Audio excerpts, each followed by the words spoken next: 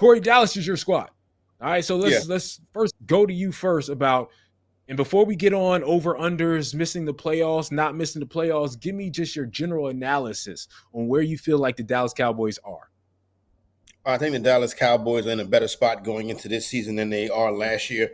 I think the Dallas Cowboys' main problem is wears the number 4 on his back. It is the guy that masquerades around as a franchise quarterback, even though he's not. In today's NFL, your quarterback needs to be mobile and can make the second and third read on the run.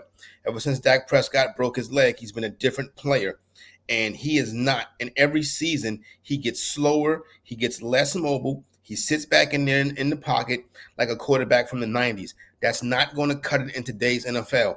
They never should have extended him. Now you got 3 more years of this statue back there. Now, the rest of the roster is fantastic. The Cowboys' problem is not the way they draft, it's not their roster, is that Jerry and his stubbornness waits to the last minute to extend players. So then you got to get rid of some good players because you're playing top dollar for every player you have. That's the Cowboys' main problem. If you get ahead of these things and extend these players early, then you don't have to worry about losing some of your better pieces. Now, we heard Babe talk about Jaden Blue. Don't forget about Phil Maffa, the rookie running back out of Clemson. A lot of people have seen him play. He's a guy that can get it done as well. Javonte Williams, this would be Jaden Blue and Phil Maffa's backfield, in my opinion. You know what they have on the outside. You know what they got on the defense. If Overshown was going to be healthy this year, it could have been a really exciting defense. They brought Matt Eberflus in to be the defensive coordinator. He can coach the defense. We've seen that time and time again. Brian Schottenheimer, like I said, I think Marty Schottenheimer's son going to do a better job than people think. Also said this to Babe. The Cowboys are better when the expectations are low. Dallas would be a 10-11, somewhere between 9 and 11 wins this year. They have a very tough schedule, but they're going to perform well. They're going to be a team that, now, can you bet on them week to week to cover the spread or the later number? That's going to be tough because they're one of the biggest roots in football, so their numbers are always juggled around.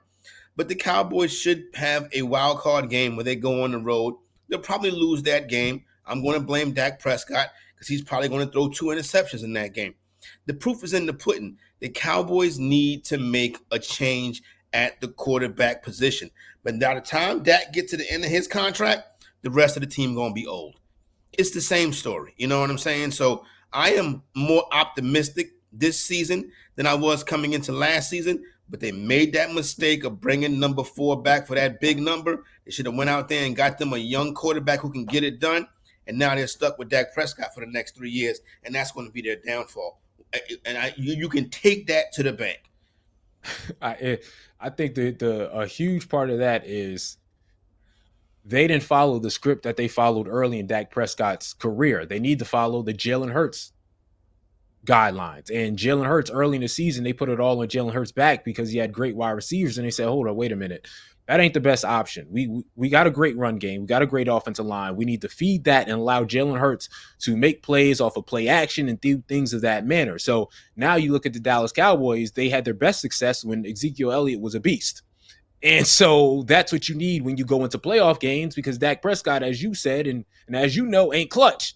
But if you got a run game and you say, hey, we're going to feed the beast behind us and then do play action and get it to CD and get it to George Pickens, they would have a better chance, in my opinion, of winning games, and Dak Prescott won't have to make so many plays. You know what I mean? Like if you got to rely on Dak to make a bunch of plays, he can do it in the regular season. We've seen that, but he certainly can't do it in the playoffs, especially if they play the 49ers or the Eagles, it seems, because that seems to be their kryptonite in the playoffs. But I just think sheer talent-wise, I still think the Dallas Cowboys are going to win 10, 11, even 12 games because, again, if they're healthy, if they got, again, George Pickens and CeeDee Lamb going to be the best 1-2 duos. I think Dak Prescott will be good enough. I think solid offensive line, running back committee, and Micah Parsons and all those cornerbacks, if they're healthy, it's a talented, you said it, they're talented, but they're not clutch, right? And I don't think they necessarily play the right way in key moments,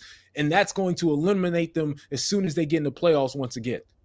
You see how you can give the Pittsburgh Steelers 12 dudes off the street? right? You see how you can give the Denver Broncos 12 dudes off the street?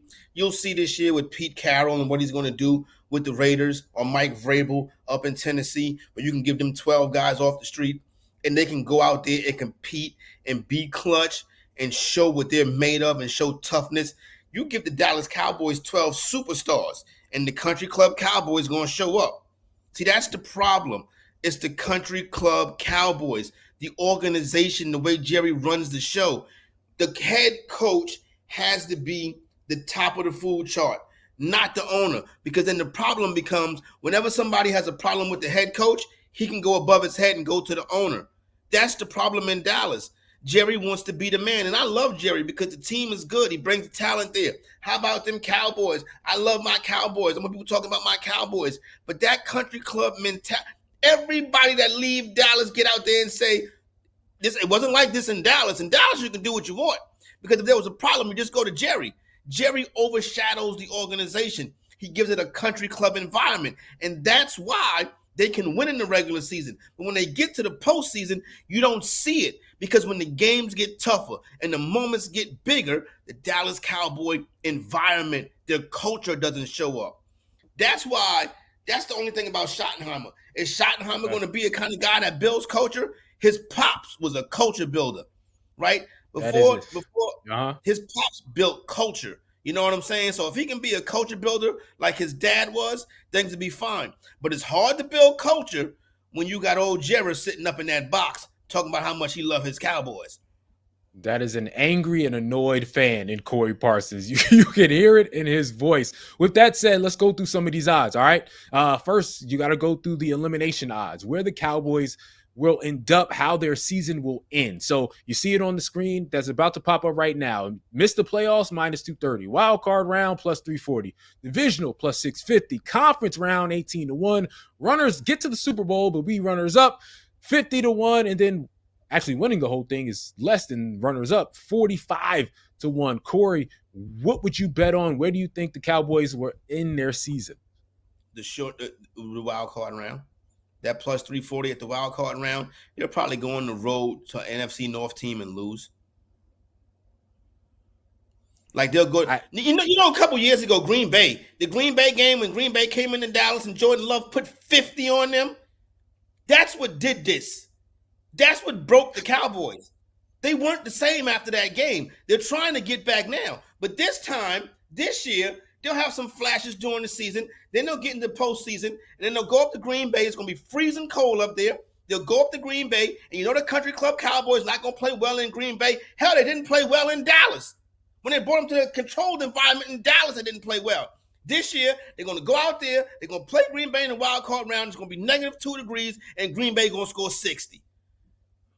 Okay, let me ask you this. Okay, you're passionate about this, and having them in the wild card round probably means you don't think they're going to win the division, but it's pretty good odds to win the division. And a lot of people don't know this, and it's something that's brought up, but not a lot of people around the world know.